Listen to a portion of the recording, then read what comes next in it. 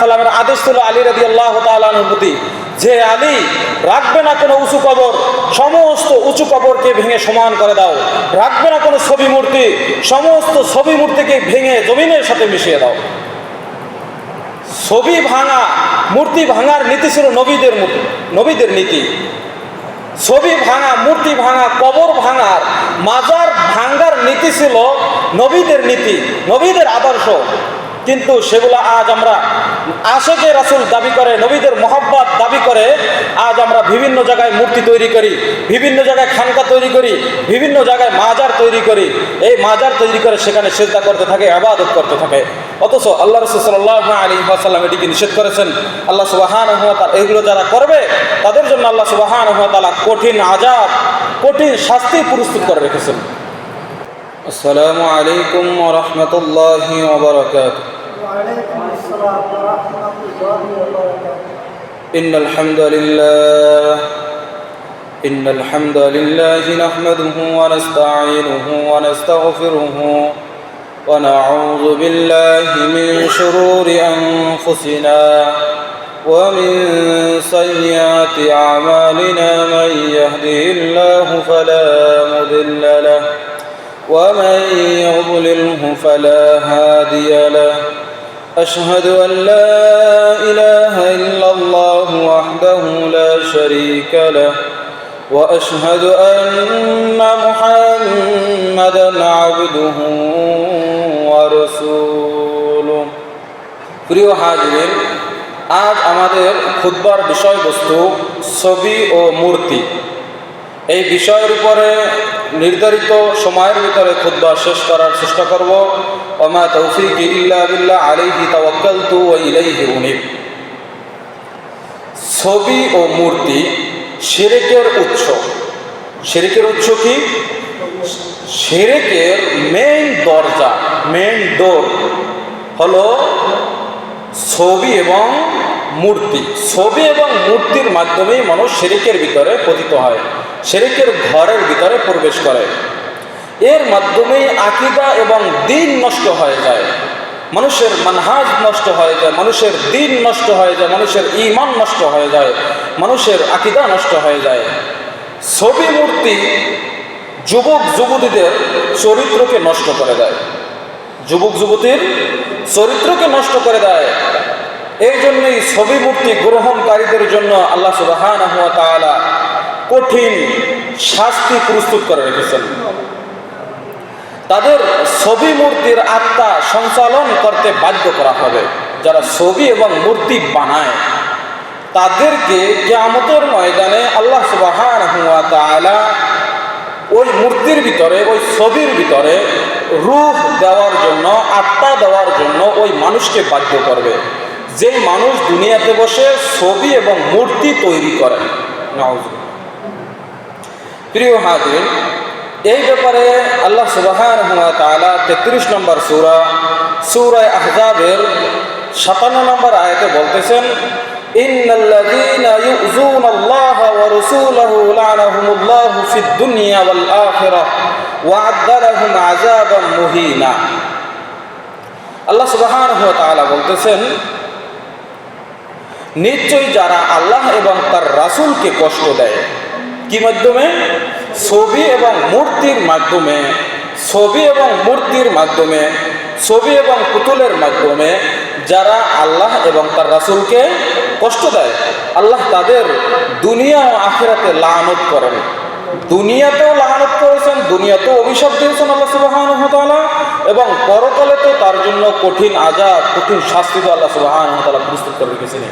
আল্লাহ তাআলা বলতেছেন, ওয়া'আদ্দা লাহুম আযাবাম মুহিনা, এবং তিনি তাদের জন্য প্রস্তুত করে রেখেছেন অপমানজনক শাস্তি। শাস্তিটা কেমন হবে? অপমানজনক। মানুষকে শাস্তি দেওয়া হয় অপমান করার জন্যই, কিন্তু আল্লাহ সুবহানাহু ওয়া তাআলা এমন এক আযাব প্রস্তুত করে রেখেছেন যে আযাবটা হবে, যে শাস্তিটা হবে অপমানজনক, লাঞ্ছিত, অপমানকর শাস্তি হবে। প্রিয় হাজির, অতএব আমাদেরকে এই সমস্ত ছবি এবং মূর্তি থেকে আমাদেরকে বিরত থাকতে হবে। ছবি এবং মূর্তি অঙ্কন করে। ছবি এবং মূর্তি যারা বানায় আল্লাহর গুণাবলীতে সাদৃশ্য অবলম্বন করে। আল্লাহর গুণ হলো কোনো কিছু সৃষ্টি করা, কিন্তু আল্লাহর সৃষ্টির অনুযায়ী যদি কোনো কিছু কেউ তৈরি করে তাহলে আল্লাহ তাআলার গুণাবলীর সাদৃশ্য করে ফেলল, এবং তারা আল্লাহ তাআলাকে প্রকাশ্যে, সবার সামনে প্রকাশ্যে আল্লাহ সুবহানাহু ওয়া তাআলাকে কষ্ট দেয় যারা ছবি এবং মূর্তি তৈরি করে। প্রিয় হাজিরিন,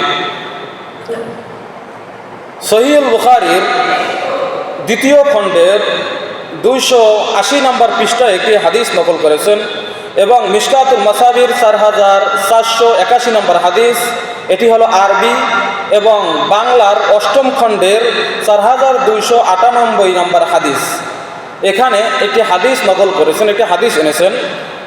হাদিসটা তলহা রাদিয়াল্লাহু তাআলা আনহু থেকে হাদিসটি বর্ণিত। জান আবি তলহা রাদিয়াল্লাহু তাআলা আনহু قال قال رسول الله صلى الله عليه وسلم قال النبي صلى الله عليه وسلم, যে নবী সাল্লাল্লাহু আলাইহি ওয়াসাল্লাম বলেছেন, কি বলেছেন? লা তাদখুলুল মালাইকা বাইতান ফীহি কালবুন ওয়ালা তাসাউর, ওই ঘরে রহমতের ফেরেশতা প্রবেশ করে না যেই ঘরে ছবি এবং কুকুর থাকে। যেই ঘরে ছবি এবং কুকুর থাকে ওই ঘরে রহমতের ফেরেশতা প্রবেশ করে না, বরকতের ফেরেশতা প্রবেশ করে না। যেই ঘরে রহমত এবং বরকতের ফেরেশতা প্রবেশ করে না, তাহলে সেই ঘরে কারা থাকে? শয়তান থাকে। সেই ঘরে কারা থাকে? শয়তান থাকে। অতএব এই হাদিস থেকে আমরা কি জানতে পারলাম? যেই ঘরের ভিতরে ছবি এবং মূর্তি থাকবে, যেই ঘরের ভিতরে ছবি পুতুল থাকবে, মূর্তি থাকবে, সেই ঘরে আল্লাহ সুবহানাহু ওয়া তাআলার বরকতের যে ফেরেশতা আছে, মালাইকা আছে, তারা সেই ঘরে থাকে না, সেই ঘরে তারা থাকতে পারে না, সেই ঘরে তারা প্রবেশ করতে পারে না। সেই ঘরে রহমত থাকে না আল্লাহ সুবহানাহু ওয়া তাআলার, সেই ঘরে আল্লাহ সুবহানাহু ওয়া তাআলার রহমত থাকে না, বরকত থাকে না। সেই ঘরে কি থাকে? আল্লাহ তাআলার আযাব, আল্লাহ তাআলার গজব। সেই ঘরে ফেরেশতা না থাকলে সেই ঘর থেকে জিন শয়তানের আবাস হয়ে যায়, তাদের বাসস্থান হয়ে যায় জিন এবং শয়তানের। অতএব আমাদেরকে আমাদের বাসাবাড়ির ভিতরে যাদের ছবি এবং মূর্তি আছে, যে কোনো ধরনের ছবি হোক, যে কোনো ধরনের মূর্তি হোক, এই মূর্তিকে আমরা যতদিন পর্যন্ত ঘর থেকে বের করতে না পারবো ততদিন পর্যন্ত রহমতের ফেরেশতা ওই ঘরে প্রবেশ করবে না। এমনও হাদিস আছে যেটা সামনে উল্লেখ করবো ইনশাল্লাহ, যে জিবরাইল আলাইহিস সালাম আল্লাহ নবী সাল্লাল্লাহু আলাইহি ওয়াসাল্লামের সাথে সাক্ষাৎ করার জন্য, ওহী নিয়ে আসার জন্য প্রস্তুত। রাসূল সাল্লাল্লাহু আলাইহি ওয়াসাল্লাম পরেশান, কিন্তু তার কাছে কি আসে না? রহমতের ফেরেশতা আসে না, বরকতের ফেরেশতা আসতেছে না, জিবরাইল আলাইহিস সালাম আসতেছে না। সকলেই 2 রাকাত করে সুন্নাত পড়ে বসো, 2 রাকাত করে সুন্নাত পড়ে বসো। রহমতের ফেরেশতা, বরকতের ফেরেশতা কি করবে না? প্রবেশ করবে না। তো রাসূল সাল্লাল্লাহু আলাইহি ওয়াসাল্লাম পরেশান হয়ে আছে, কেন রহমতের ফেরেশতা ঘরে প্রবেশ করতেছে না, কেন বরকতের ফেরেশতা প্রবেশ করতেছে না, কেন জিবরাইল আমিন আলাইহিস সালাম ঘরের ভিতরে প্রবেশ করতেছে না? রাসূল সাল্লাল্লাহু আলাইহি ওয়াসাল্লাম পরেশান অবস্থায় আছেন। পরের দিন মুহাম্মদ সাল্লাল্লাহু আলাইহি ওয়াসাল্লামের কাছে ওই মালাইকা জিবরাইল আলাইহিস সালাম তিনি আসছেন। আসার পরে বলতেছেন যে, হে জিবরাইল, আপনি তো কখনোই ওয়াদা দিয়ে ওয়াদা খেলাফ করেন না, ওয়াদার বরখেলাফ করেন না। আপনি না গতকাল আমার কাছে আসার কথা ছিল, আপনি কেন আসেননি? আমি আপনার ঘরের সামনে গিয়েছি, যে দেখি যে আপনার ঘরের সামনে যে একটি পর্দা ঝুলানো আছে, সেই পর্দার ভিতরে ছবি ছিল। সেই পর্দার ভিতরে কি ছিল? প্রাণীর ছবি ছিল। এই জন্য আপনার ঘরে প্রবেশ করি নাই। এবং আপনার ঘরের ভিতরে একটি কুকুরের বাচ্চা ছিল। আপনি যে চকিতে ঘুমান, যে চকিতে আপনি বিশ্রাম নেন, এই চকির নিচে একটি কুকুরের বাচ্চা ছিল। এই জন্য আমি কি করি নাই? ঘরে প্রবেশ করি নাই। বুঝতেছেন? তাহলে তালহা রাদিয়াল্লাহু তাআলা আনহু থেকে যে হাদিসটি বর্ণিত, যে ওই ঘরে রহমতের ফেরেশতা প্রবেশ করে না, লা তাদখুলুল মালাইকা বাইতান, ওই ঘরে রহমতের ফেরেশতা প্রবেশ করে না, বরকতের ফেরেশতা প্রবেশ করে না, ফিহি কালবুন ওয়ালা তাসাউর, যেই ঘরে কুকুর এবং ছবি থাকে। অতএব এই হাদিস থেকে আমরা জানতে পারলাম ঘরের ভিতরে রহমত থাকে না, বরকত থাকে না, বরকতের ফেরেশতা রহমতের ফেরেশতা প্রবেশ করবে না, যেই ঘরে ছবি এবং মূর্তি থাকবে। অতএব আমাদেরকে যত দ্রুত সম্ভব আমাদের ঘরের ভিতরে, সুকেজের ভিতরে বা কোনো ক্যালেন্ডারের ভিতরে যে কোনো ধরনের ছবি বলতে প্রাণীর ছবি, গাছপালার ছবি না, গাছপালা তরুলতা কোনো দৃশ্য থাকলে কোনো সমস্যা নাই। যদি কুকুর, শৃগাল, মানুষ, পশু পাখি, এই সব যে প্রাণীগুলো রয়েছে, এই প্রাণীর ছবি যদি থাকে তাহলে ওই ঘরে আল্লাহ তাআলার রহমতের ফেরেশতা, বরকতের ফেরেশতা প্রবেশ করে না। দেখেন আরও একটি হাদিস সহিহুল বুখারীর 880 নম্বর পৃষ্ঠা এবং মিশকাতুল মাসাবির 4497 নম্বর হাদিসের ভিতরে একটি হাদিস নকল করেছেন। সেই হাদিসটি আন আব্দুল্লাহ ইবনে মাসউদ রাদিয়াল্লাহু তাআলা আনহু قال, যে আব্দুল্লাহ ইবনে মাসউদ রাদিয়াল্লাহু তাআলা আনহু তিনি বলতেছেন, সামিআতু নবী সাল্লাল্লাহু আলাইহি ওয়াসাল্লাম ইয়াকুল, যে আমি নবী সাল্লাল্লাহু আলাইহি ওয়াসাল্লামকে বলতে শুনেছি। কে বলতেছেন এই কথা? আব্দুল্লাহ ইবনে মাসউদ। আব্দুল্লাহ ইবনে মাসউদ বলতেছেন আমি নবী সাল্লাল্লাহু আলাইহি ওয়াসাল্লামকে বলতে শুনেছি। কি বলতে শুনেছেন? যে ইন্না আশাদ্দান নাসি আযাবান ইনদাল্লাহি ইয়াউমাল কিয়ামাতি মুসাউবিরুন। যে আব্দুল্লাহ ইবনে মাসউদ বলতেছেন যে আল্লাহর নিকট ছবি মূর্তি অঙ্কনকারী, যারা ছবি মূর্তি নির্মাণ করে, যারা ছবি অঙ্কন করে, মূর্তি নির্মাণ করে, তাদের কঠিন শাস্তি হবে কিয়ামতের ময়দান। যারা ছবি অঙ্কন করে এবং মূর্তি তৈরি করে, কিয়ামতের ময়দানে তাদের কঠিন শাস্তি হবে। আল্লাহ সুবহানাহু ওয়া তাআলা তাদেরকে কঠিন আযাব দিবেন, কঠিন শাস্তি দেবেন।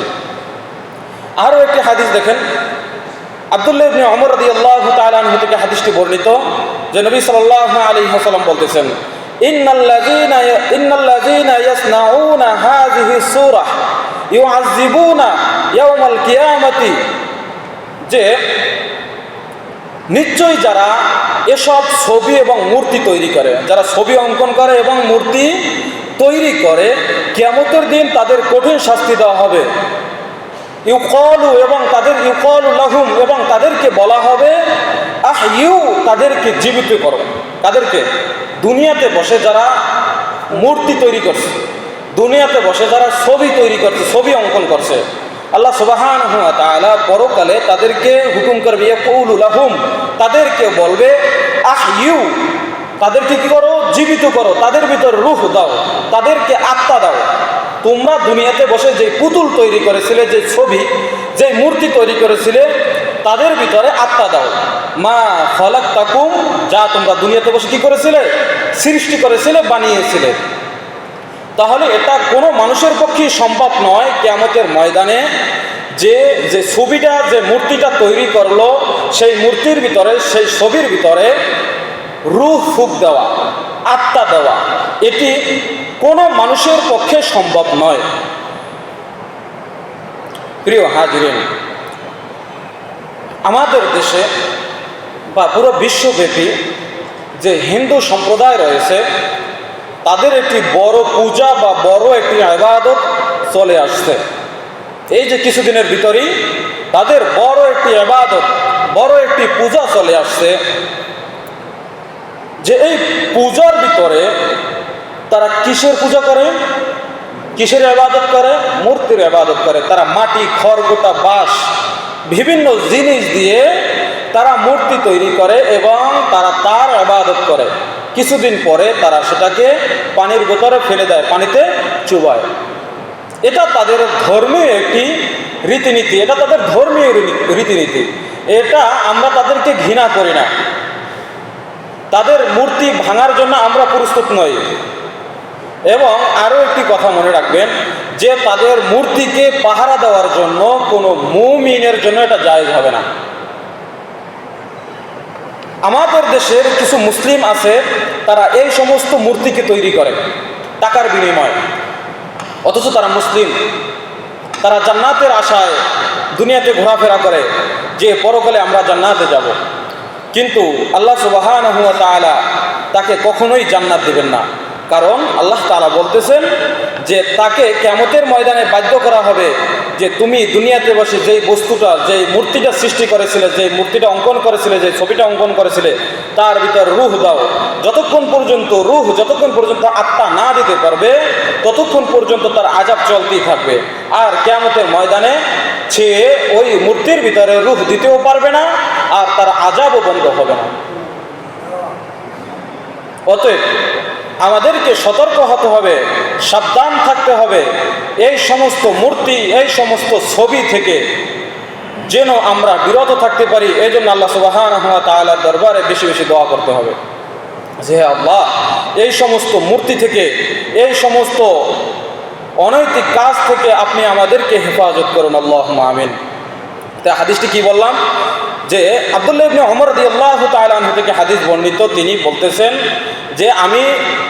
যে মুহাম্মদ সাল্লাল্লাহু আলাইহি ওয়াসাল্লাম বলতেছেন, নিশ্চয়ই যারা ছবি তৈরি করে, যারা ছবি অঙ্কন করে এবং মূর্তি তৈরি করে, যারা মূর্তি বানায়, কিয়ামতের দিন তাদের কঠিন শাস্তি দেওয়া হবে। ইউকালু লাহুম, এবং তাদেরকে বলা হবে আহইউ মা খালাকতাকুম, তোমরা দুনিয়াতে বসে এই যে সৃষ্টি করেছিলে, এই সৃষ্টির ভিতর রূহ দাও, আত্মা দাও। যতক্ষণ পর্যন্ত আত্মা না দিতে পারবে ততক্ষণ পর্যন্ত তার আযাব চলতে থাকবে, শাস্তি চলতে থাকবে। প্রিয় হাজিরিন, এ ব্যাপারে অনেক হাদিস রয়েছে। ছবি এবং মূর্তির ব্যাপারে অনেক হাদিস রয়েছে যা নবী সাল্লাল্লাহু আলাইহি ওয়াসাল্লাম সরাসরি নিষেধ করেছেন। দেখেন, নূহ আলাইহিস সালাতু ওয়াস সালামকে আল্লাহ সুবহানাহু ওয়া তাআলা মূর্তি ভাঙার জন্য আদেশ করেছেন। নূহ আলাইহিস সালাম, যিনি মানুষকে 950 বছর পর্যন্ত দাওয়াত দিয়েছেন, সেই নবীকে আল্লাহ সুবহানাহু ওয়া তাআলা মূর্তি ভাঙার জন্য আদেশ করেছেন। এবং ইব্রাহিম আলাইহিস সালাতু ওয়াস সালামকেও মূর্তি ভাঙার জন্য আদেশ করেছেন, যেগুলো আমরা অনেক বয়ানের ভিতরে, অনেক মাহফিলের ভিতরে শুনেছি, অনেক খুতবার ভিতরে শুনেছি যে ইব্রাহিম আলাইহিস সালাম ছবি মূর্তিকে ভেঙে দিয়েছিলেন। আপনারা শোনেন না এই ঘটনা? যে তাকে দাওয়াত দিয়েছিল, চলো আমাদের সাথে পূজায় চলো। সে বলতেছে কি, আমি অসুস্থ, আমি যেতে পারবো না। তখন ওই যে বাড়ির ভিতরে যে উপাসনালয় রয়েছে সেখানে প্রবেশ করছে, ঢুকে দেখে যে সমস্ত মূর্তিগুলো দাঁড়িয়ে আছে। কারো 2 হাত, কারো 6 হাত, কারো 12 হাত, কারো 8 হাত, কারো জিব্রা বের হয়ে আছে। হ্যাঁ, এরকমের বিভিন্ন আকার আকৃতির মূর্তি রয়েছে। তখন ইব্রাহিম আলাইহিস সালাতু ওয়াস সালাম ঘরের ভিতরে ঢুকে, ওই ইবাদতখানায় ঢুকে বলতেছে যে তোমরা খাও না কেন? এবং ওই সামনে অনেক খাবার রয়েছে, নাড়ু রয়েছে, কদমা রয়েছে, হ্যাঁ, নারিকেল আছে, অনেক খাবার আছে। তখন ইব্রাহিম সালাতু ওয়াস সালাম বলতেছেন তোমরা এটি খাও না কেন? তখন তারা কোনো কথা বলে না। এই ঘটনা আমরা শুনছেন, আপনারা অনেকেই শুনছেন। কিন্তু ইব্রাহিম আলাইহিস সালাম কি করেছিলেন? সমস্ত মূর্তিকে পিটিয়ে, কুড়াল দিয়ে আঘাত করে, কুড়াল দিয়ে কুপিয়ে সমস্ত মূর্তিকে ভেঙে দিয়েছেন।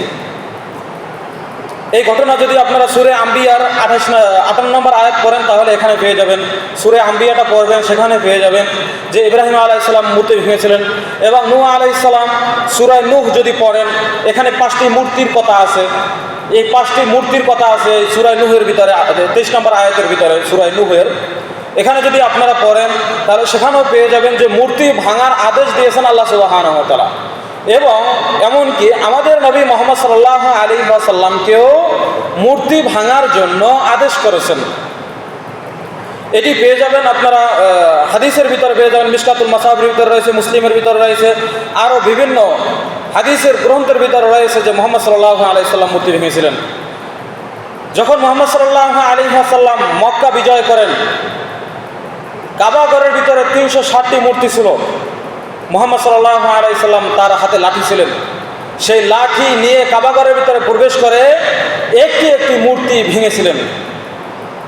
সেখানে ছিল আদম আলাইহিস সালাতু ওয়াস সালামের মূর্তি, নূহ আলাইহিস সালাতু ওয়াস সালামের মূর্তি, ইব্রাহিম আলাইহিস সালাতু ওয়াস সালামের মূর্তি, এবং আরও বিভিন্ন নবীদের মূর্তি ছিল। এবং সেই জমানার আগিলাকালের অনেক পুরনো জমানার যে আল্লাহওয়ালা যত লোক ছিলেন তাদেরও মূর্তি ওই কাবা ঘরের ভিতরে ছিল। এইভাবে 360টি মূর্তি কাবা ঘরের ভিতরে ছিল।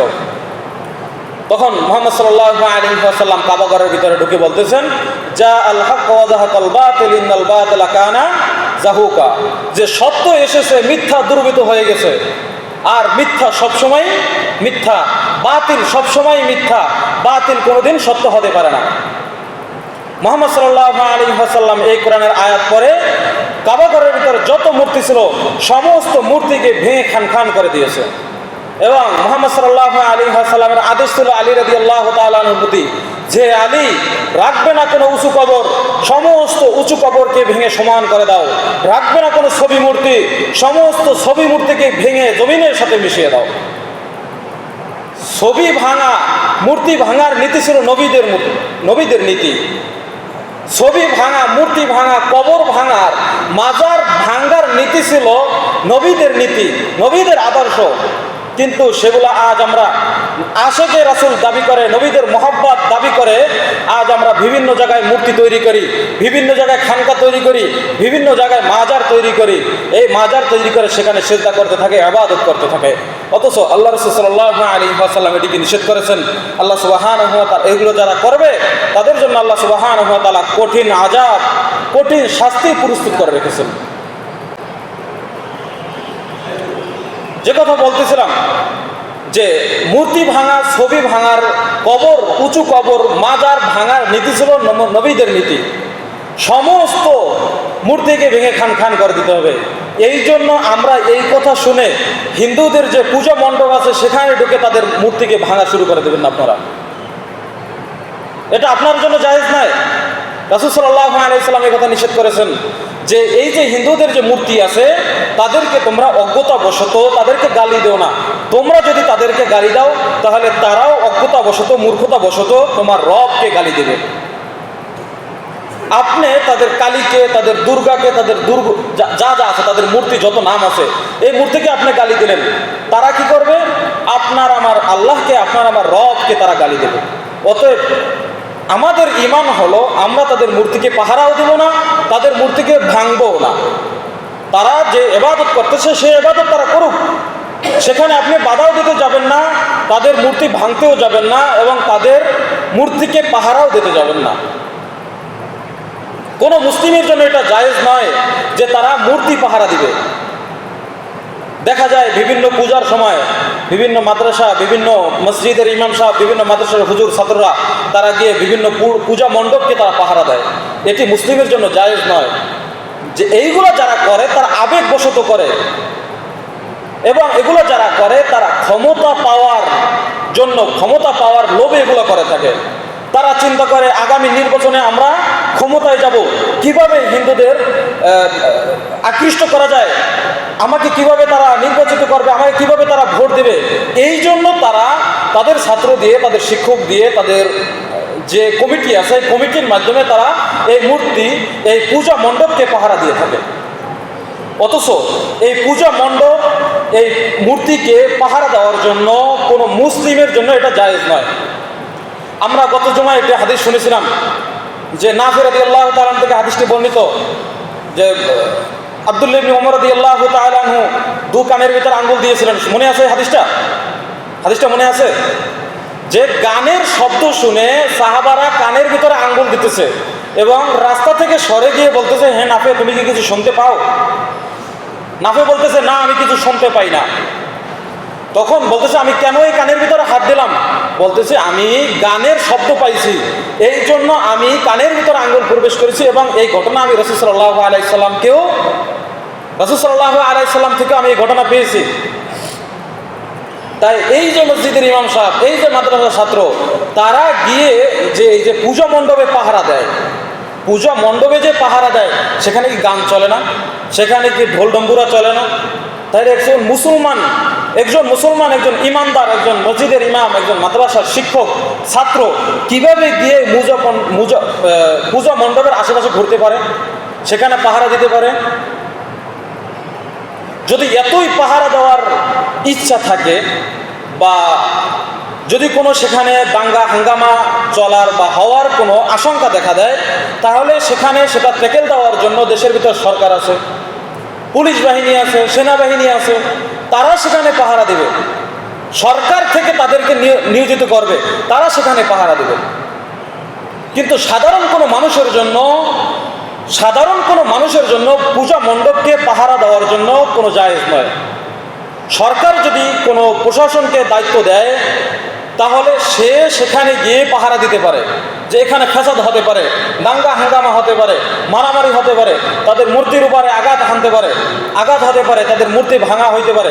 এই জন্য সরকারিভাবে পুলিশ ওখানে কি মোতায়েন করবে, সেনাবাহিনী মোতায়েন করবে, প্রশাসন মোতায়েন করবে, তারা পাহারা দিবে। কিন্তু আপনার এবং আমার জন্য, কোনো সাধারণ কোনো ব্যক্তিদের জন্য, সাধারণ কোনো পাবলিকের জন্য ওখানে যাওয়াও হারাম এবং সেখানে পাহারা দেওয়া হারাম। আরও একটি মশলা শোনেন, এই যে পুজো আসতেছে, এই পূজার সময় তাদের মূর্তির জন্য কদমা বানাবে, নাড়ু বানাবে, বিভিন্ন ধরনের পায়েস বানাবে, খাবার বানাবে।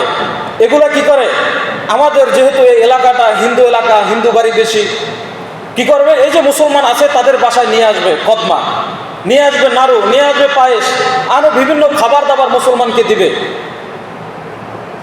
যেই জিনিসগুলা মূর্তির উদ্দেশ্য করে বানানো হয়, তাদের ইবাদতের উদ্দেশ্য করে বানানো হয়, সেগুলো কোনো মুসলিমের জন্য খাওয়া জায়েজ নয়। যারা স্কুলে পড়ে, যে আপনাদের যারা স্কুলে পড়তেছেন বা স্কুলের যারা টিচার আছে বা আশেপাশে যারা আছে, যে স্কুলের বন্ধুরা কি করবে, হিন্দু ছেলেরা, হিন্দু মেয়েরা স্কুলে আসবে নাড়ু নিয়ে, কদমা নিয়ে, এটা প্রতি বছরই আসে। এবং স্কুলের টিচারের জন্য নিয়ে আসে, হিন্দু যে টিচার থাকে তারা মুসলিম টিচারের জন্য কদমা নিয়ে আসে। এই পূজার যে উদ্দেশ্য করে যে খাবারগুলো বানানো হয়েছে সেগুলো নিয়ে আসে এবং মুসলমানরা সেগুলো খুব মজা করে খায়। এটি মুসলমানের জন্য খাওয়া যায় না। যদি এমনিতেই কোনো পূজা, কোনো ইবাদত ছাড়া এমনিতেই কোনো খাবার তৈরি করছে, আশেপাশে পাড়া প্রতিবেশী হিন্দু হিসাবে মুসলমানকে দিছে খাবার, সেটা খেতে পারবে, তবে তাদের জবাই দেওয়া পশু খাইতে পারবে না, মুরগি খাইতে পারবে না, হাঁস খাইতে পারবে না, গরু ছাগল কিছুই খাইতে পারবে না। এমনি অন্য কোনো খাবার, সবজি দিছে বা অন্য কোনো খাবার দিছে, সেই খাবারটা আপনারা খেতে পারবেন, যদি পূজার উদ্দেশ্য ছাড়া এমনিতেই বানানো হয়, তাহলে সেটা খেতে পারবে। কিন্তু পূজার উদ্দেশ্য করে, পূজা চলাকালীন, পূজার পরে যেই খাবারগুলো নিয়ে আসা হয়, মুসলমানকে দেওয়া হয়, স্কুলে নিয়ে যাওয়া হয়, বিভিন্ন অফিস আদালতে নিয়ে যাওয়া হয়, সেগুলো কোনো মুসলিমের জন্য খাওয়া যায় না। এবং দেখা যায় বিভিন্ন মুসলিম শুধু মূর্তি পাহারা দেওয়ার জন্য তারা 1 মাস আগে থেকেই রেডি, এবং মূর্তি তৈরি করার জন্য 1 মাস আগে থেকেই রেডি, 2 মাস আগে থেকেই রেডি। তারা মূর্তিকে তৈরি করে, তারা মূর্তি পাহারা দেওয়ার জন্য তারা সেখানে নিয়োজিত হয়। এবং তারা এই যে হিন্দুদের যে বড় বড় নেতা আছে তাদের কাছে গিয়ে বলে যে আমাকে পাহারাদার হিসেবে সেখানে নাও। এগুলো মুসলমানরাই করে। অতএব কোনো মুসলিম, কোনো ইমানদার, কোনো মসজিদের ইমাম হোক, মাদ্রাসার ছাত্র হোক, মাদ্রাসার শিক্ষক হোক, কারো জন্যই, সাধারণ কোনো মানুষের জন্য এই মূর্তিকে পাহারা দেওয়া জায়েজ নয়। কারণ সেখানে গান বাজনা, বাদ্যযন্ত্র চলে এবং আল্লাহর ইবাদতের উল্টা ইবাদত চলে। আল্লাহ তাআলা কি বলতেছেন, ওয়া'বুদুল্লাহ, তোমরা আল্লাহর ইবাদত করো এবং তোমরা তাগুতকে অস্বীকার করো। ওয়াজতানিবুত তাগুত, তোমরা তাগুতকে অস্বীকার করো। আল্লাহ ছাড়া যার ইবাদত করা সেটাই হলো তাগুত।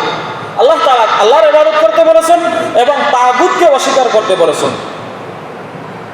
তাহলে যারা সেখানে গিয়ে এই মূর্তিকে পাহারা দেবে, সেখানে ঘুরবে বা যা কিছু করবে, কোনো মুসলিমের জন্য, সোজা কথা, কোনো মুসলিমের জন্য এটা জায়েজ নয়। আল্লাহ তাআলা আমাদেরকে হেফাজত করুক এই সমস্ত অনৈতিক কাজ থেকে, আল্লাহুম্মা আমিন। আল্লাহ তাআলা অন্য এক আয়াতের ভিতরে বলতেছেন যে ইন্নাস সালাতি ওয়ান নুসুকি ওয়াল মাহইয়াই ওয়াল মামাতি লিল্লাহি রাব্বিল আলামিন। ইন্নাস সালাত, নিশ্চয়ই সালাত, ইন্নাস সালাত ওয়ান নুসুকি ওয়াল মাহইয়াই ওয়াল মামাতি, সালাত মানে নামাজ, রোজা, যত ইবাদত আছে, দান, সদকা, সব কিছু লিল্লাহি রাব্বিল আলামিন, একমাত্র আল্লাহ তাআলার জন্য, অন্য কারোর জন্য না। যেহেতু আল্লাহ সুবহানাহু ওয়া তাআলা আপনাকে আমাকে সৃষ্টি করেছেন তার ইবাদত করার জন্য। আল্লাহ সুবহানাহু ওয়া তাআলা বলতেছেন যে ওমা খালাকতুল জিন্না ওয়াল ইনসা ইল্লা লিয়াবুদুন, আমি জিন এবং ইনসান, জিন এবং মানুষকে সৃষ্টি করেছি তারা কেবলমাত্র, শুধুমাত্র আমার ইবাদতের উদ্দেশ্যে, তারা শুধুমাত্র কেবলমাত্র আমার ইবাদত করবে, অন্য কারো ইবাদত করবে না, অন্য কারো কাছে গিয়ে মাথা নত করবে না। সে হোক কোনো ব্যক্তি, সে হোক কোনো গাছ, সে হোক কোনো ঠাকুর, সে হোক কোনো পীর, সে হোক কোনো হুজুর, সে হোক কোনো বুজুর্গ বা বয়সে মুরব্বী, কারো কাছে মাথা নত করা যাবে না। আমাদের দেশে একটি শিরকি আমল চলে, সেটা হলো, আপনাদের এলাকায় আছে কিনা আমি জানি না, যে যখন কোনো মুরব্বী সাথে দেখা হয় তখন পা ধরে সালাম করে। আছে এটা আপনাদের সমাজে? পা ধরে সালাম করা আমাদের সমাজে আছে। নতুন বিবাহ করে আসলে শ্বশুর বাড়ি গেছে জামাই, শ্বশুর শাশুড়ি, খালা শাশুড়ি, আরও যারা আছে সবার পা ধরে সালাম করতেছে। এবং বউ আসছে জামাই বাড়ি, শ্বশুর বাড়ি, সেখানে এসে কি করতেছে, শ্বশুর শাশুড়ি, আত্মীয় স্বজন যারা আছে, মুরব্বী আছে, তাদের পা ধরে সালাম করতেছে। যদি আসসালামু আলাইকুম রহমতুল্লাহ বলে, তাহলে অনন্য লোক, এলাকার পাড়া প্রতিবেশী, মুরব্বী শ্রেণী যারা আছে, তারা বলে কি বেয়াদব বউ, যে কাকে বিয়ে করে আনছো, ঘর তো ধ্বংস হয়ে যাবে।